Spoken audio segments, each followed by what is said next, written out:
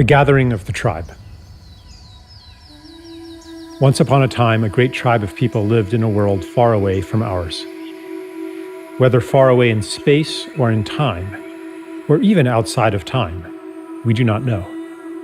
They lived in a state of enchantment and joy that few of us today dare to believe could exist, except in those exceptional peak experiences where we glimpse the true potential of life and mind. One day, the elders of the tribe called a meeting. They gathered around, and one of them spoke very solemnly. "My friends," she said, "there is a world that needs our help. It is called Earth, and its fate hangs in the balance. Its humans have reached a critical point in their collective birthing, the same point our own planet was at 1 million years ago. And they will be stillborn without our help. Who would like to volunteer for a mission to this time and place and render service to humanity?" "Tell us more about the mission," they asked. "It is no small thing. Our shaman will put you into a deep, deep trance, so complete that you will forget who you are. You will live a human life, and in the beginning, you will completely forget your origins.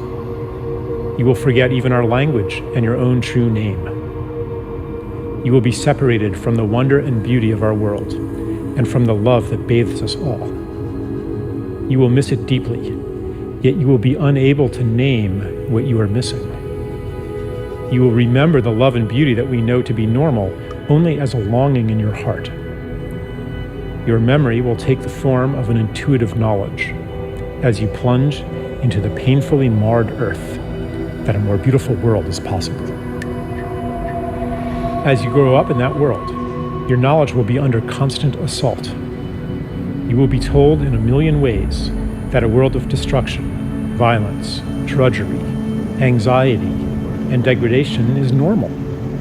You may go through a time when you are completely alone, with no allies to affirm your knowledge of a more beautiful world. You may plunge into a depth of despair that we, in our world of light, cannot imagine. But no matter what, a spark of knowledge will never leave you. A memory of your true origin will be encoded in your DNA. That spark will lie within you, inextinguishable, until one day it is awakened.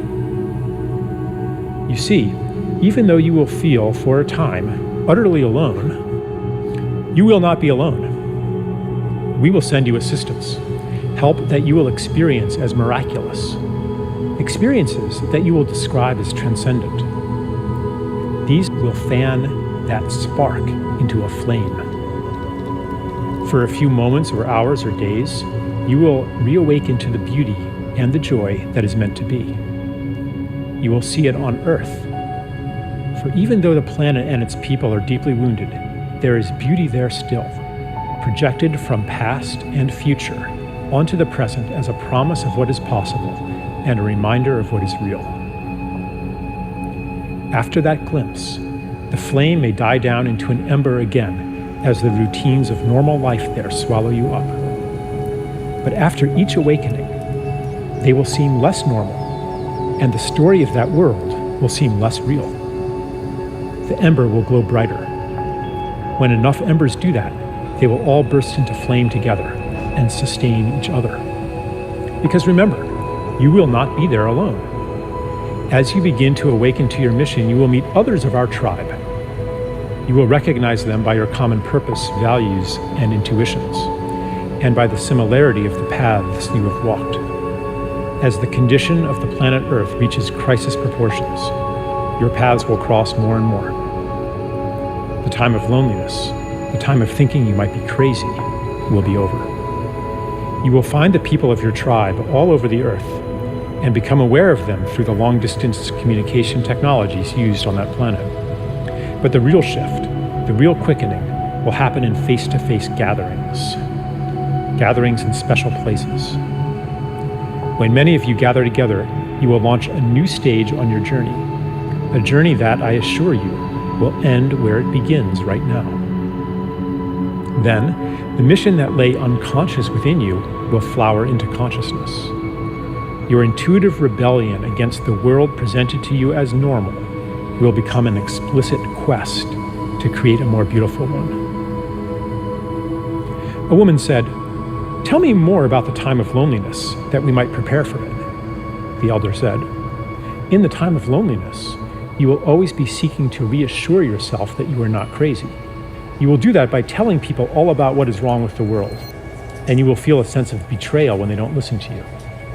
You might hunger for stories of wrongness, atrocity, and ecological destruction, all of which confirm the validity of your intuition that a more beautiful world exists.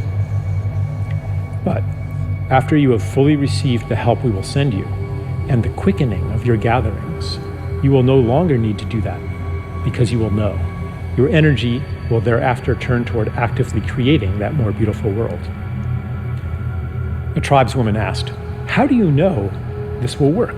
Are you sure our shaman's powers are great enough to send us on such a journey?" The elder replied, "I know it will work because he has done it many times before.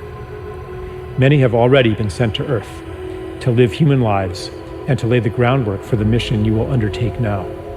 He's been practicing. The only difference now is that many of you will venture there at once. What is new in the time you will live in is that you will gather in critical mass and will each awaken the other to your mission. The heat you will generate will kindle the same spark that lies in every human being. For in truth, each one is from a tribe like ours. The whole galaxy and beyond is converging on Earth, for never before has a planet journeyed so far into separation and made it back again. Those of you who go will be part of a new step in cosmic evolution." A tribesman asked, "Is there a danger we will become lost in that world and never wake up from the shamanic trance? Is there a danger that the despair, the cynicism, the pain of separation will be so great that it will extinguish the spark of hope, the spark of our true selves in origin, and that we will be separated from our beloved ones forever?" The elder replied, "That is impossible. The more deeply you get lost, the more powerful the help we will send you. You might experience it at the time as a collapse of your personal world, the loss of everything important to you. Later, you will recognize the gift within it. We will never abandon you." Another man asked, "Is it possible that our mission will fail and that this planet Earth will perish?" The elder replied, "I will answer your question with a paradox. It is impossible that your mission will fail, yet its success hangs on your own actions. The fate of the world is in your hands. The key to this paradox lies within you, in the feeling you carry that each of your actions, even your personal secret struggles, has cosmic significance. You will know then, as you know now, that everything you do matters." There were no more questions. The volunteers gathered in a circle, and the shaman went to each one.